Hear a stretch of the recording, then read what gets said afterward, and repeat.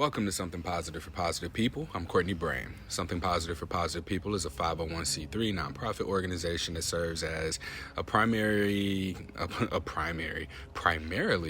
a sexuality communication resource, specifically for anyone who's navigating STI stigma, primarily people who are living with the herpes virus, who've been diagnosed genitally. And what I'm hoping that this tool does is support people through dating, relationships, and most importantly, their relationship to themselves, and recognize any internalized stigma and be able to dissolve it within themselves so that they can go on out into the world and through their being just inspire allyship and for others to dissolve any internalized stigma within themselves. That is how we don't necessarily end herpes stigma, but we give people the tools, resources, and options in order for them to choose how they want to navigate it rather than just by default. All right, so here we have episode 3 of the Oregon Health Authority series of podcast episodes. So I'm interviewing 12 people who live in the state of Oregon about their experience just navigating their own STI diagnosis and any shame and stigma that they may have experienced for themselves. Today we're here with Erin. Erin is 32 years old, a female, uses she, her pronouns, was diagnosed with genital HSV-2, is kind of kinky BDSM, like we're kind of in there.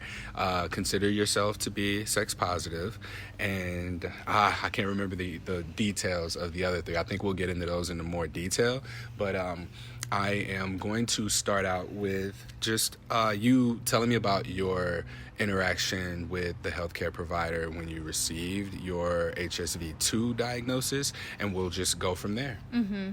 So my interaction when I was diagnosed, I had been showing symptoms for probably like a week and a half prior to when I actually went to Planned Parenthood, because it was in the middle of the pandemic. This was April of 2020. So hardly anything was open, and I was completely alone. I lived alone at the time. I had broken up with my ex-boyfriend probably 4 months prior to that, and I was having some fun even in the midst of the pandemic. I was feeling kind of lonely, so so many of us were. A lot of us were lonely. Mm-hmm. And I lived completely alone in a studio, so I was really isolated with my cat. So I was feeling, had some symptoms.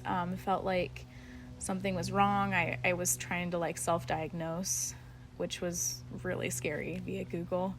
Don't ever do that. So I finally was able to get an appointment at Planned Parenthood, went in, and the whole thing for me was pretty traumatic just in general, just being really scared of what the outcome was going to be, because I knew something was wrong and something was not adding up. So when I got there and they were able to visually diagnose me, it was tough. The nurse practitioner who examined me was new, and she needed to summon another nurse practitioner in for a second opinion. So not only did I have one person looking at me, I had two, and I just remember the second one going, "Oh yeah, that's herpes." And I just lost it, because in my own mind that was like the worst possible outcome. And for even to say that now, it seems silly. Like I could have had cancer. I could have had something that was going to take my life. Herpes was not that big of a deal. Why do you think that you responded to herpes in the way that you did? Just from education that I had as a preteen and young adult and into high school, that was always like, and I went to public school in California, that was always like the worst possible outcome for a human having sex, was to get an incurable disease. And they called it a disease then, not an infection. So that was something that scared me, and I felt like my sex life was over. That's what I thought. That was the first thought that I had. And you say that you felt like your sex life was over. Why? Why did you think that? I was afraid that I would never be able to have casual sex the way that I did before. I thought that because I had this diagnosis that I would be alone. Like, I didn't think that I would be able to find a partner. I didn't think I would be able to have fun like I did, when in reality it has not hindered me in the slightest. It's actually helped. 2 questions. One, I want you to continue to elaborate on how this has helped you, because I'm very interested in hearing that side of this. And then I also want to ask you a very pointed question, which is, do you think that you felt such a strong response to your herpes diagnosis because if someone were to have disclosed their status to you, that you wouldn't have wanted to move forward with them? So I think it has helped me, and that's kind of a 2-part answer in relation to your second question, because it has helped me be more accepting to myself and to others, and really just shown me that you are not your diagnosis. And in the beginning, I was really private about sharing my status, even with friends. But then as I started to share with my friends, because I was sharing my experience, that allowed me to be more open and not ashamed, because it's not something to be ashamed of. And I know that in the years to come, I'm fairly young. I have some young friends. Like, I know that in the future, this is probably going to happen to some of them too. And I feel like I was well equipped to, after learning what happened and dealing with it, I feel well equipped to help them, which is something that I'm, not looking forward to, but I feel like that's something that will be really helpful. Yeah. And then the second part was, basically, if someone had disclosed to me prior to me being diagnosed, I would have been afraid. I wouldn't have known enough to make an informed decision about what that means and why it scared me. But in reality, it just would have been me being afraid of the unknown. Do you feel like that response was sort of internalized and directed at yourself? Like, once you got your diagnosis, the way that you felt about another person having herpes, that would have told you that, you put yourself in their shoes in an interaction with yourself, so that you were able to be like, no, I know how I'd feel and I'd be scared of this. Exactly. Yeah, totally. I think I really was responding the way that I was taught to fear something like that. And yeah, nobody has ever disclosed having an STI to me prior to that. I was in a pretty serious relationship for almost 6 years. And then prior to that, I had almost no knowledge of what a disclosure was. That's not, I didn't even think about it. I think I learned that term from Reddit, and that's how I found this podcast. And you specifically was through Reddit. That's the first place I went to after. I remember the day I got home, the afternoon I got home from Planned Parenthood with a little packet of information that they gave me, which was pretty pathetic, photocopies. Yeah, say it. And I'm not a crazy Redditor, but I have been on subs before to look and see kind of what opinions are, but I found the r/herpes sub, and I found your podcast. I think I could go back and look at our DMs, but it was probably less than a week after my diagnosis. So that was, and I went and I probably listened to 15 or 20 episodes. Oh, good. Did you stop after that? Did I stop listening? Yeah.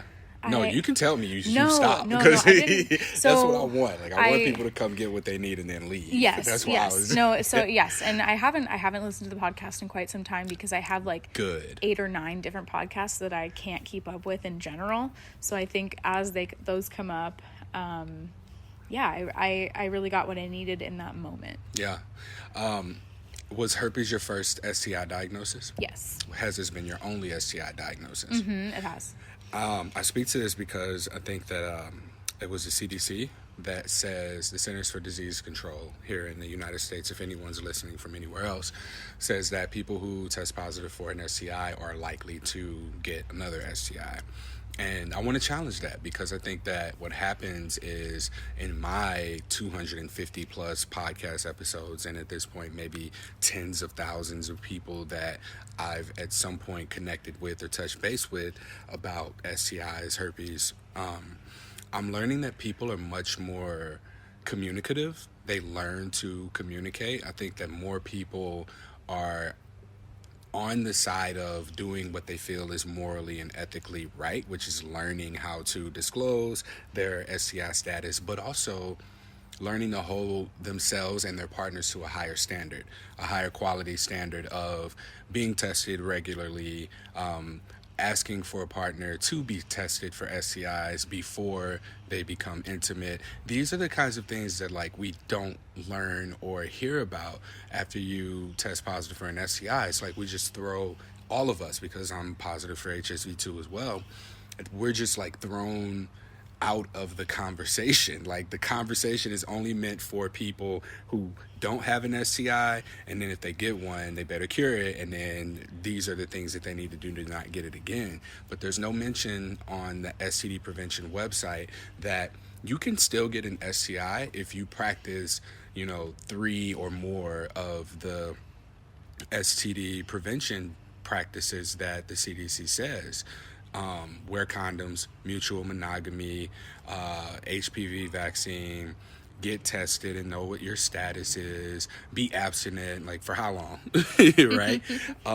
These are all things that, if done, if communicated properly, they should reduce the risk of potentially contracting an STI, but there's no way to eliminate the risk. There is no elimination of the risk for getting an STI, because not based off of those statements alone, because condoms break, they are not used properly, they fall off. There's also the human error where you might think that you're in a monogamous relationship, but the other person might have other plans, right? So a lot of this really comes down to the kind of education that you may have received in your childhood. So I want to speak to that a little bit here, if you don't mind sharing whatever it is that you can about what you remember about your sex education. I just remember, I don't think in elementary school, we had some sort of sex education, but I don't remember there being a mention of any sort of STI or STDs. I think we were too young. I think it was more just anatomy and puberty, things like that. But going toward junior high, which was 7th grade, 8th grade, I remember, I think maybe in high school too, 9th grade, remembering learning about different STIs or STDs and what each one was, what the symptoms of each one were, and why herpes was the worst one. Maybe HIV being a close second, but it wasn't really hit home. It was more like herpes was this incurable thing. You would have you'd have sores all over your nether region, and it wasn't even described in the right way.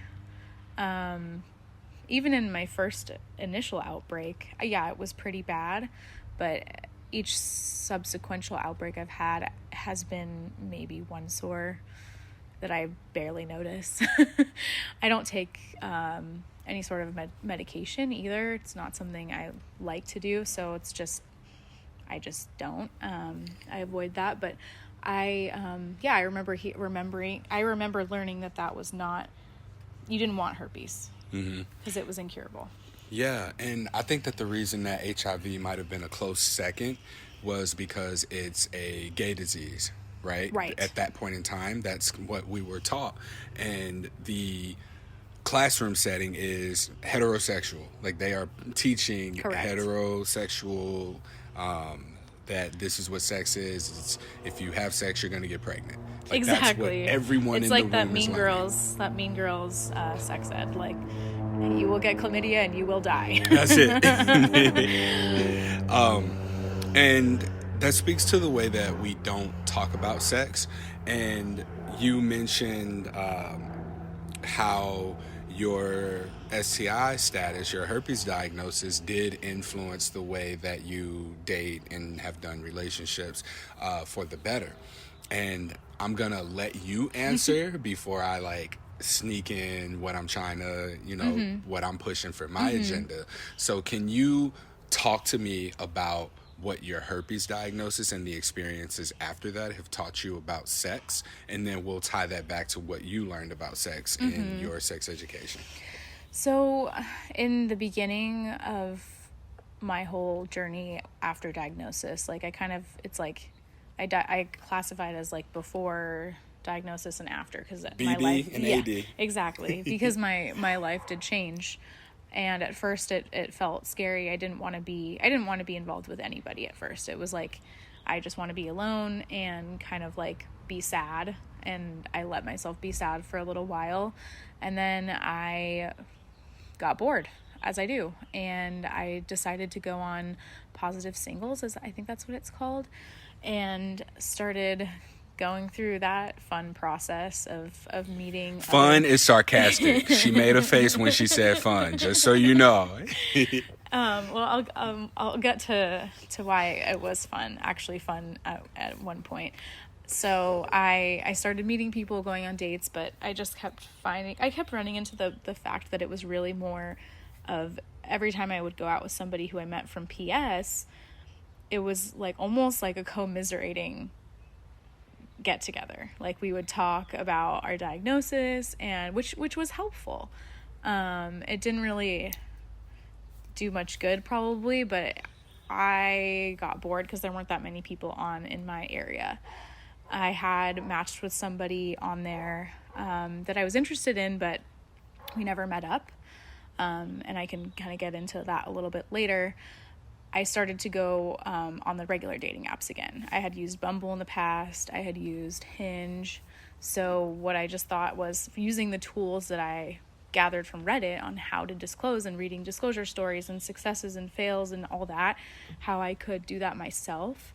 And I think I'm not a shy person. I'm pretty extroverted and I'm pretty confident in a lot of ways. So I felt like I could do that. So I decided to do that. So I started going on dates, and this is where it kind of gets muddy for me, because this was like the summertime, and this is when stuff started opening back up for the first time after the first lockdown. So it was May, June of 2020, going on dates, and nothing was really that serious.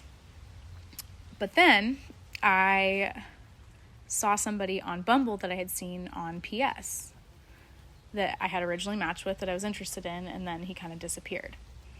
And I swiped right. Is that the way you do it? Swiped right. And we matched again on Bumble. And I knew that he had a positive status. And that person actually turned out to be my partner, who I'm here with today. And we are still together. Oh, what? Yeah.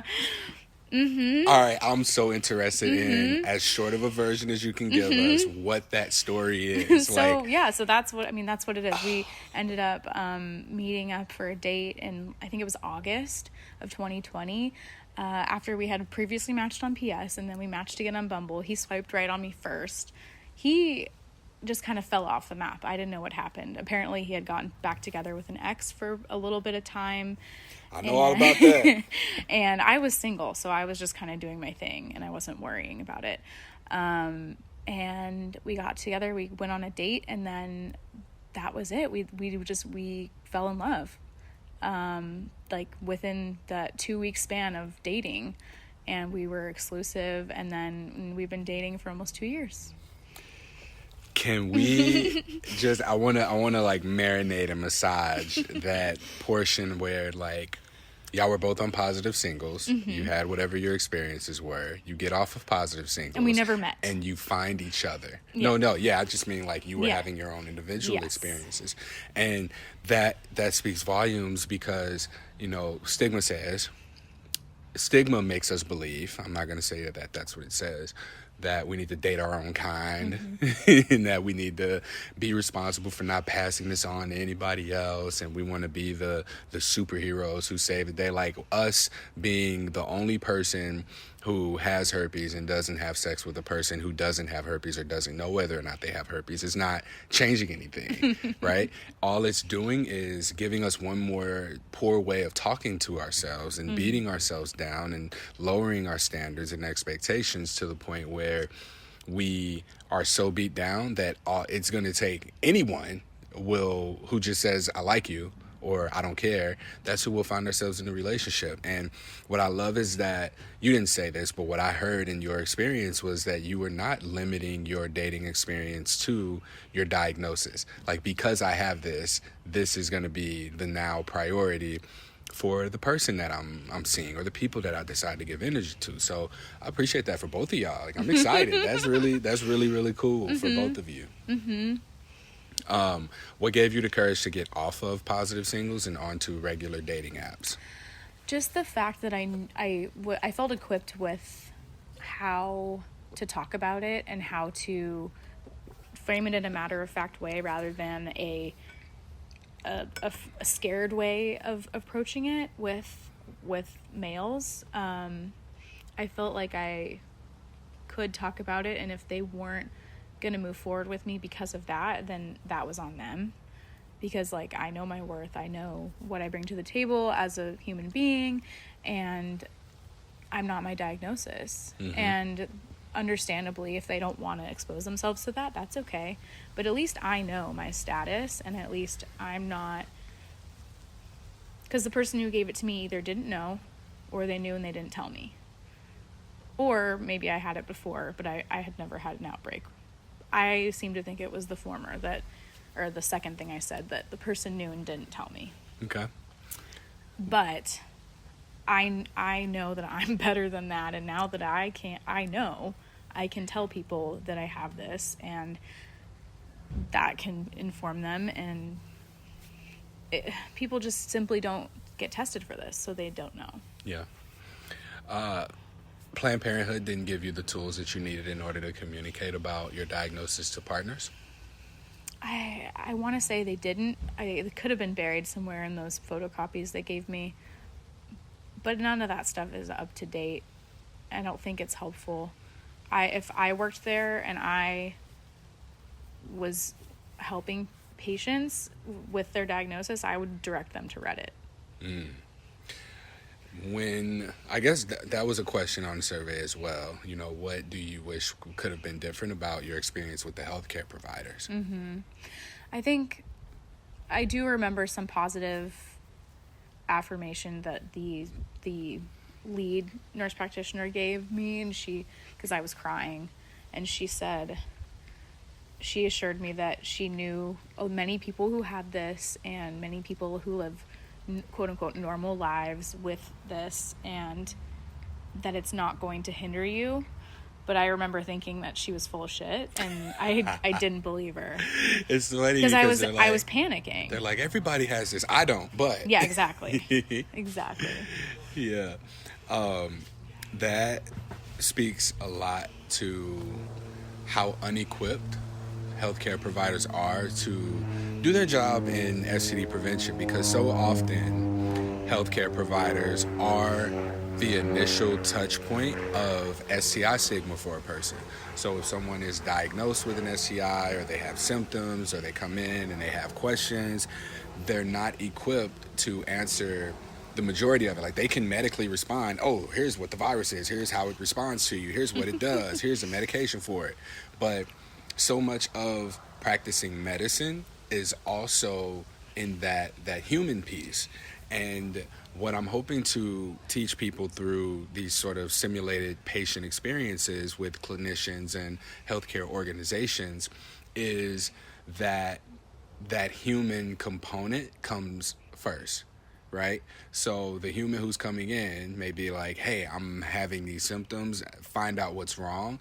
And then when you give them what's wrong, like, you, through the human element, are able to give this person, one, identity validation, and two, assist them with dissolving any internalized stigma that may come up, so that they have, at the very least, the knowledge and understanding of how to speak about this to other people, whether they want to go home and talk to their family or a partner, or, you know, moving forward, like, how are they going to navigate their sexual relationships. So being able to talk through sexual health communication, like, you don't have to tell someone this is a verbatim conversation that you're going to have and this is what it's going to look like, but at the very least being able to demonstrate to them how to navigate that conversation. And it doesn't have to be a 30-minute conversation. I think that, you know, up to 10 minutes maybe max of speaking to how this might impact your communication, because I think that that's what goes unchecked is, how am I going to now communicate about sex? Because before your herpes diagnosis, did you talk about sexual health and STI testing and get tested regularly with partners? Very rarely. That was something. So I remember getting, and this was prior to me getting together with my ex-boyfriend when I was 24. I think I was 24 at the time, 23 or 24. I had gotten tested maybe a couple times at Planned Parenthood when I would go get birth control, because I used to take birth control pills. And so that was kind of I hadn't had sex with that many people at that point. But I remember getting tested. I don't think that I even in that herpes. in that statement, I haven't had sex with that many people, right? Why can't we just say I haven't had sex, or I'm sexually active? I'm sexually active or inactive. Leave it at that. Sorry, that was just something I felt like I needed to. Yeah, I didn't have sex until I was 18. Yeah, so, and then in college, I went to community college for like 4 years, and then transferred to finish my bachelor's degree, lived in Long Beach for a couple of years. During that time, I did date a guy down there. This is when I was in California, but he was older. I don't think I ever got tested before that. It was only a couple of times. Yeah. Okay. And so since then, since your diagnosis, AD, after diagnosis, you have equipped yourself with a lot of the tools, resources, and primarily experiences, it sounds like, from being on Reddit, looking at the success stories, learning about disclosure, looking at the experiences that people shared on there. That's what equips you with the tools to navigate your status, right? Now, if there was a resource to be created that would maybe condense those experiences, I guess, what would that look like for you? What would that be, in a pamphlet, or would that be in your dialogue exchange with your healthcare provider? I think it should be something that is both spoken and relayed or emailed or texted, however you could communicate it with somebody. Or in a podcast. That too. I think any way to have multiple touch points, because there's gonna be shock in that day, especially if you're I was visually diagnosed. They told me what it was. They were 95% certain that this is what it was. They still did a swab to culture, but at that point, I didn't want to be there for 10 more seconds. I wanted to get out of there, go crawl in my bed. Did they offer you the opportunity to ask some questions? They did, but I was in tears. What about after? Like, did they say you can call us later? They did. So they did say that. I remember them just talking about how somebody would call me with the results of the actual lab results when they came in, which came, I think, like 2 days later. By that time, I had come to terms with it, and the woman who called me was like, she called me and she was very, very, very sweet, and she's giving some people some news that they may not be very happy about, and thankfully I had already come to terms. I knew what I had. She was kind of bracing me for this news and said, I know it's herpes. You can tell me what type it is just so I know. And she's like, oh, okay. So I was her easiest call that day. Oh, wow. The way that you learned about how to communicate about sex, right? You said that you're starting, or you're new to kink and BDSM. Did you say something like that? I don't want to put words in your mouth. Yeah. Okay. Now, my question to you is, how has navigating that space been? Because I know that that is a very communicative space. And I want to say I am new to it because I'm still very beginner. My partner and I have opened our relationship up in a sexual way since maybe 6 months ago. So it's been a little bit new for me. My partner's a little bit more experienced in that. I think the hardest part that I've seen is that on certain apps, people will say that they're clean. And if I see that, I honestly just swipe left because I don't know. I almost don't want to be that educator. You kind of know where they're coming from with their and where education and experience. Their stigma lies. It's probably not the most constructive thing, but it's just something I don't like seeing that. That brings up a really good point because we speak to taking care of ourselves and identifying, when to disclose to someone, if they're a person that is safe or feels safe to exchange dialogue with.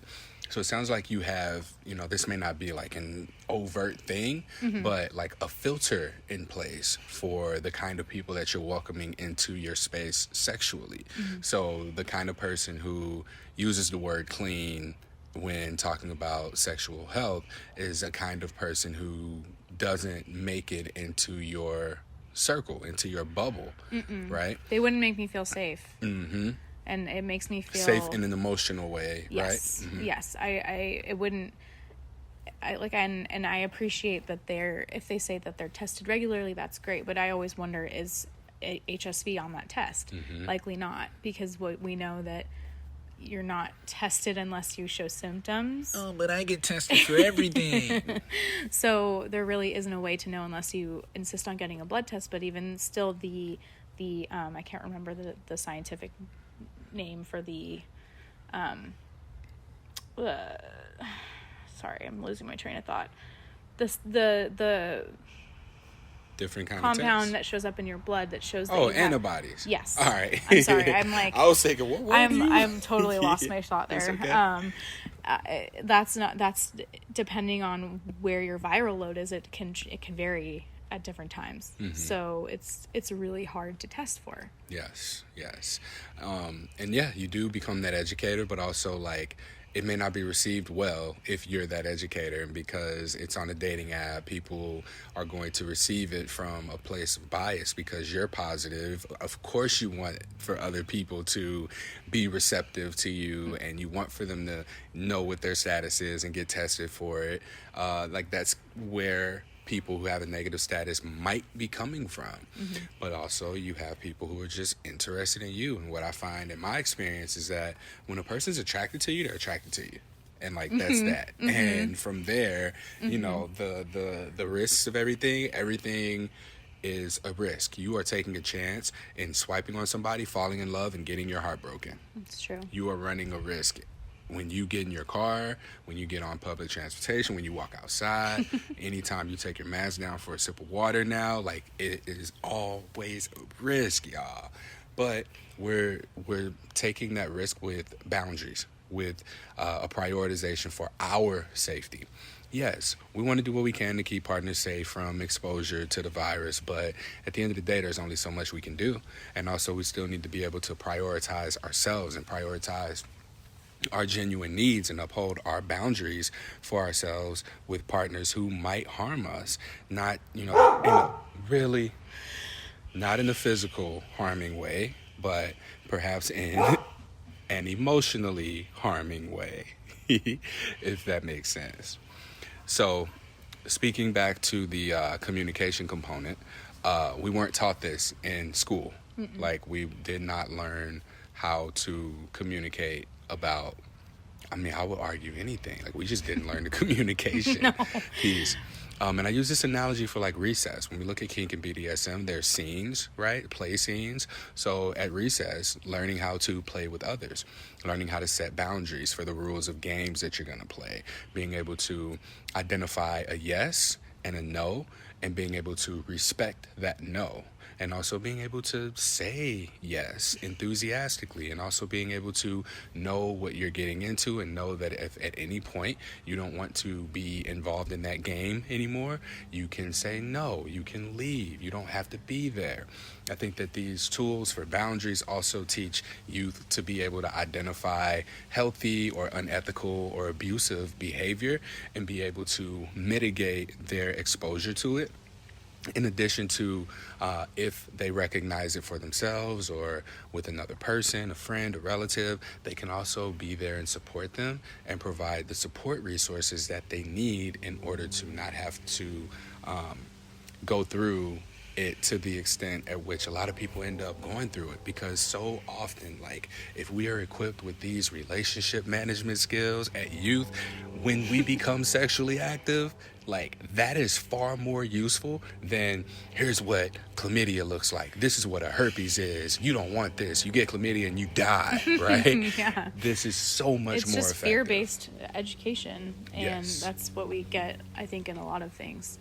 And that's what makes people prejudice, and that's what makes people have hang-ups, and you know, it all leads back to that. Yeah, and look at how this, statistically speaking, you know, if let's say 1 in 4 people have herpes, right?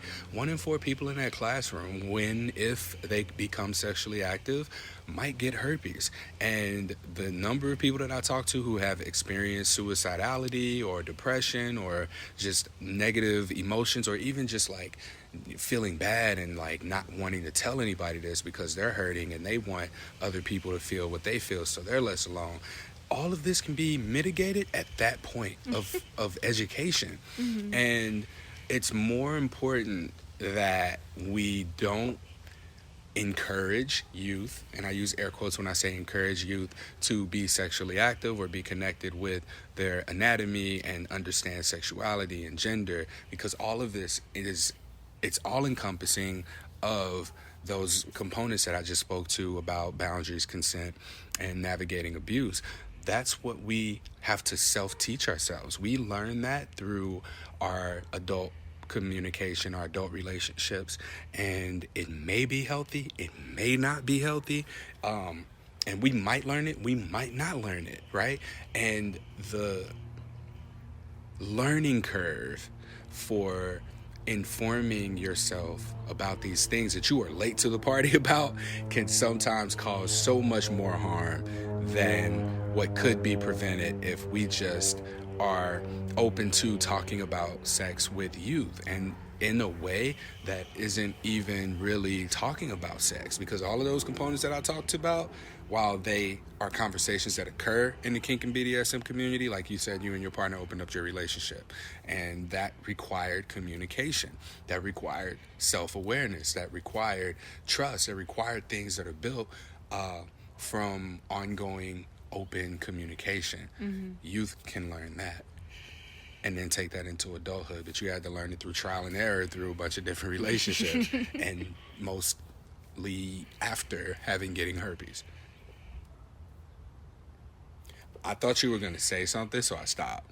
I was going to say mic drop. You consider yourself to be someone who's sex positive. Yes. What does that mean to you? It means communication. I mean, I think just being communicative with your partner or other people who you're involving in your sex life, and not having any judgment for others in terms of what others want, and really just discovering what I really want too. I think I have a lot of repressed sexual energy that I haven't explored, or not sexual energy because I consider myself to be sexual, but a lot of repressed feelings about my sexuality. What I hear in that is self-reflection, self-exploration, mm-hmm. and self-discovery, mm-hmm. Self-expression. Exactly. I hear a lot of self stuff. Yeah. It's so much of sex positivity is, while, you know, the external focus is I'm accepting of whatever other people want to do, right. It's really becoming accepting to so whatever it is that may come up for you in your discovery, in your exploration, in your expression, becoming accepting of yourself so that you can become accepting of other people. And what's so cool about, this work now is that, how you made it the positive singles. What I'm wanting to do is introduce people to sex positive world, just the realm of sex positivity. There's an organization called Sex Positive World where they talk about those things, negotiating boundaries, talking about consent, understanding trauma responses, knowing what a yes is, knowing what a no is, respecting it. And I want to bring people who find this podcast, who find this space, into sex positivity, because I believe that what I got out of being involved in sex positive communities has been like a shortcut through the 9 years that I've lived with genital HSV. Almost 10 years now, I think. The 10 years, the decade that I've had HSV, a lot of the lessons that I learned through relationships, sex positive spaces have given me the language to process that. Like, yeah, I had these experiences. Some were great, some were poor, some were I don't really know.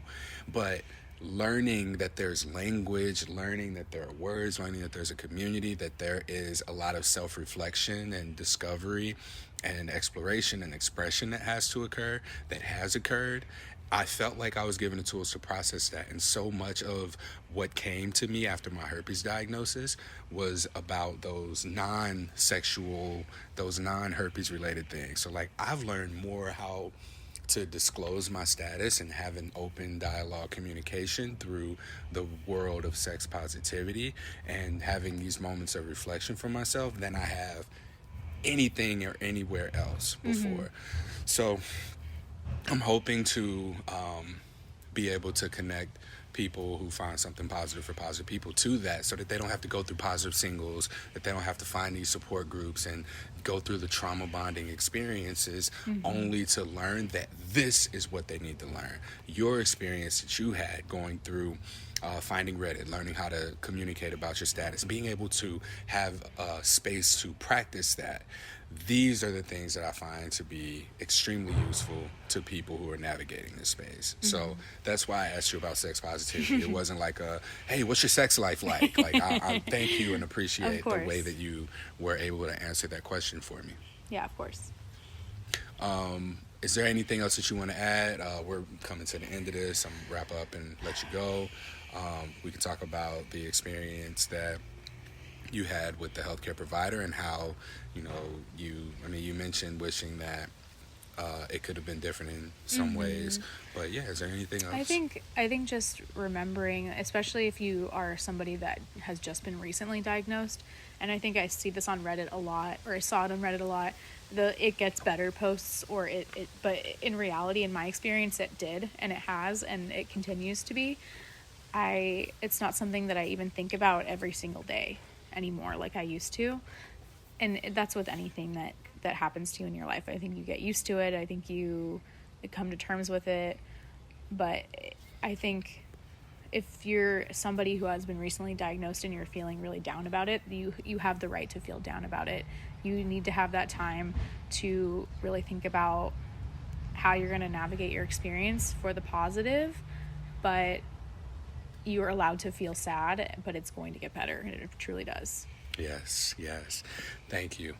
And as always, I'm here. If you need to connect, you want to reach out, I'm here in the state of Oregon. I'm in Portland. I'm putting together like in-person things and virtual things and resources, tools, and just really trying to solidify a sex-positive community, not just for myself, but for this community. Like I want for sex positivity to be where people find themselves after a diagnosis, not herpes positivity, and finding that there are just so many people out there who have the same experiences or shared experiences. Like the experiences are out there. Let's start practicing putting what we learn into play. So let's start putting what we learn into practice. I said that wrong. I butchered that comment. But no, seriously, all jokes aside, and some of the things that I take away from our interview here today, Erin, is like the information that we get is outdated from providers, and I've spoken to this about several podcasts, in several podcast episodes about our experiences with healthcare providers. Just, we really need to know how to communicate with other partners, because so much of it is, I'm going to be alone, because we don't know this at the time, but we don't know how to talk about this to partners. And we assume that just because we might have dissed someone who told us that they had herpes, that a person that we disclosed to might not have already been disclosed to before, or that they may not have been diagnosed with herpes themselves, or that they might, just like us and not really care, right? So I thank you. Thank you for your time. Thank you for sharing your space, your energy, for coming out here to do this, and for the interruptions. We're outside. It's a really lovely day, and every chance that I get to enjoy this Portland sun, I am. So thank you for being here with me, Erin. Thank you. That concludes this episode of Something Positive for Positive People. Please like, rate, review, share, subscribe to this podcast, because it absolutely helps us out. The social media algorithms are not rocking with your boy, because I'm talking about a topic under the umbrella of sex. So whenever you can engage with the content, please do. If that means sharing a post, if you're on Instagram or Reddit, you can follow me at H on my chest. And stick around for events and these segues and introductions to sex positivity. Keep following the podcast, and thank you for being here and continuing to support as long as you have. I am on Venmo and Cash App if you want to donate to Something Positive, which is a nonprofit organization. That's how we were able to fund 12 podcast episodes here with the Oregon Health Authority, and this being one of them. But all your support has really been what I needed in order to help make this happen. So thank you very much. Till next time, stay sex positive.